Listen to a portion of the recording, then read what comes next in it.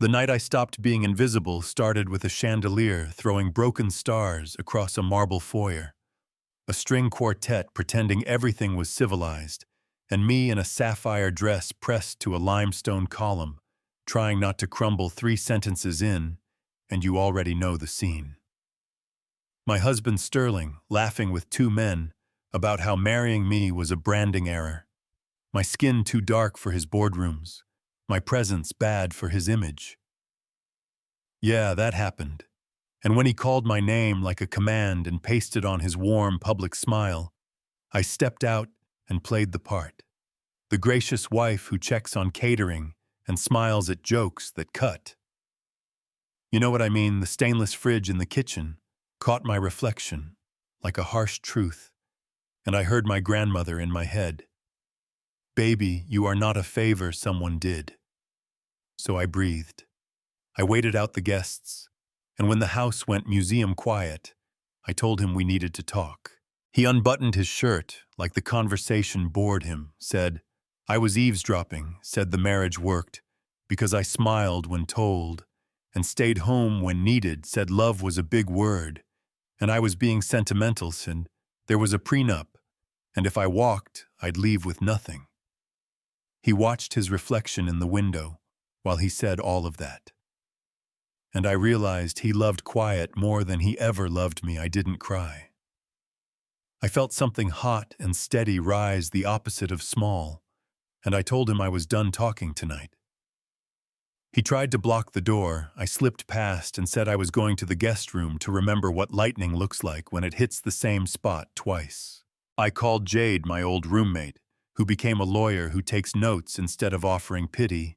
We met at a coffee shop with sticky floors and soul. I laid it out. The whispers, the parties I was told to skip the prenup.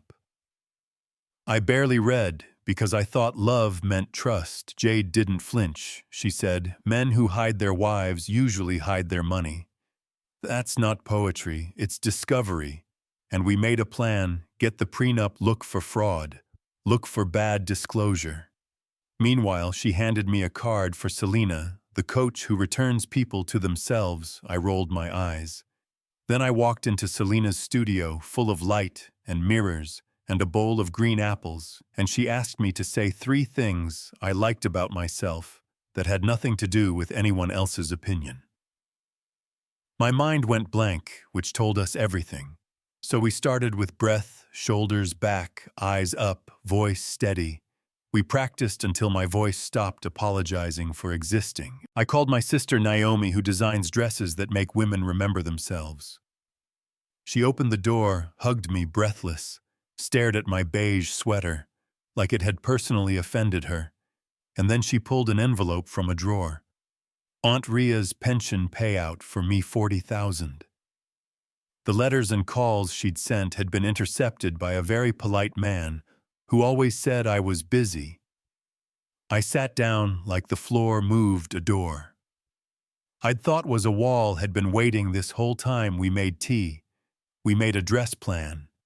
Saturated blue that honors my skin and insists on being seen meanwhile. Jade brought in a private investigator who found an offshore money trail even a toddler with subpoenas could follow, plus hotel receipts and gifts for his assistant Brittany, which should have gutted me but instead felt like a lock clicking open. The truth can hurt and still be relief, right? I also got a cream paper letter from Sterling's mother, Evelyn, who I expected to breathe dragon fire, but instead poured tea. Told the truth, said her son had become someone she didn't recognize, said I owed nothing to his image, handed me a velvet box with a sapphire pendant. From her husband's mother, said, wear it if you want, and know you have allies. When I left, a text came from a philanthropist named Colin, who offered to escort me at the Harborview Children's Gala in 2 weeks. I thanked him and said no, not because pride, but because I needed to walk in under my own name.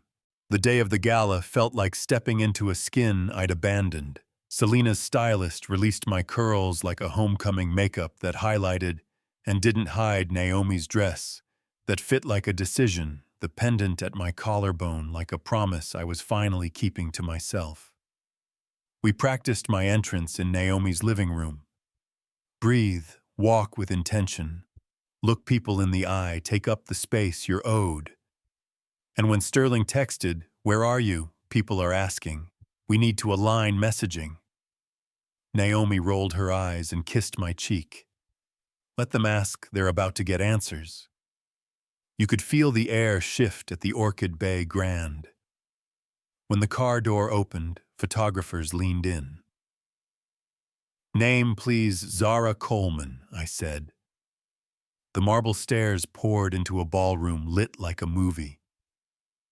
I paused to breathe, not to pose, and suddenly all those conversations tilted toward me with curiosity instead of condemnation, the way a room behaves when you stop apologizing for being in it. Doctors and donors came over. A surgeon asked if I'd consult on making waiting rooms less like punishment. I said, color, light, warmth, places to fall apart and pull it together again. She said, exactly. And then a voice behind me iced the air. Sterling eyes moving from my pendant to my curls to my face like he was trying to locate the quiet he used to own. You look different. I look like myself, I said. He leaned in, asked what this performance was. Hair necklace, dress. I said it wasn't a performance. It was an unveiling. The MC called for dinner, and we took our places at the head table like we had for years, only everything had changed throughout dinner. People stopped to say they'd missed me, that my ideas last year had shaped a program. Sterling's smile frayed. He stood for his big award, and turned on that benevolent voice, said, "People with means must give back," said the foundation, had his unwavering support, thanked his beautiful wife for her understanding, and waited for me to stand and wave. I didn't. That's when the twist walked in on sensible heels. Brittany, the assistant, clutching a manila envelope, whispering urgently to an event manager, then stepping to the side of the stage with a small mic and a steadying breath. "I'm sorry to interrupt, there's something everyone needs to know." The room went from crystal chatter to electricity. Sterling asked for security without losing his smile. Brittany opened the envelope and held up records, said he'd been embezzling from his company, hiding assets from his wife, inflating donations with fraud. The kind of sentence you never forget, even if you try. People gasped. That sound is real, by the way. And Sterling looked at me like I'd set the match. I hadn't truth found oxygen all on its own. I stood not for drama, but because my legs remembered they belonged to me. He stepped back from the mic, and I took it.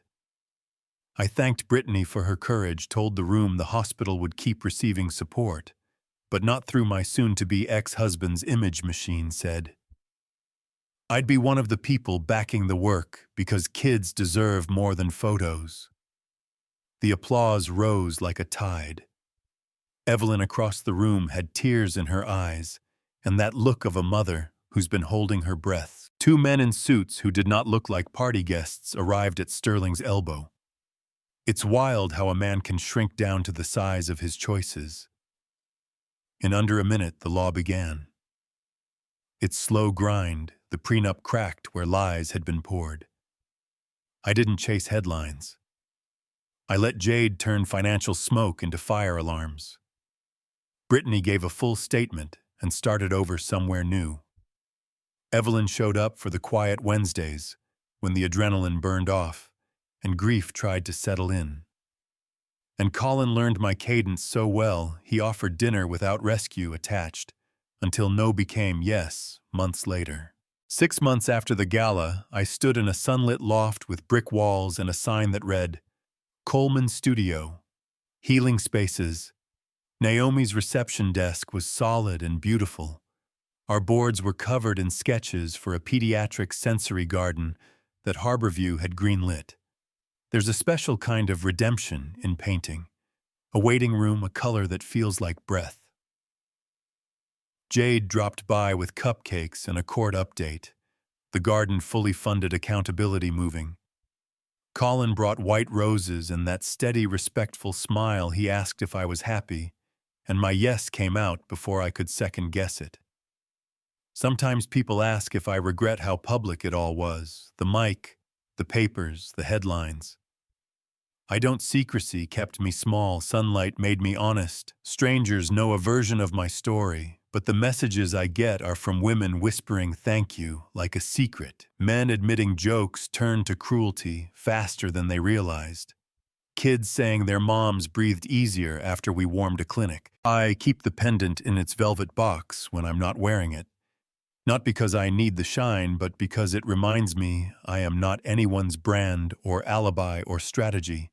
I am a person with a voice and a spine and a story.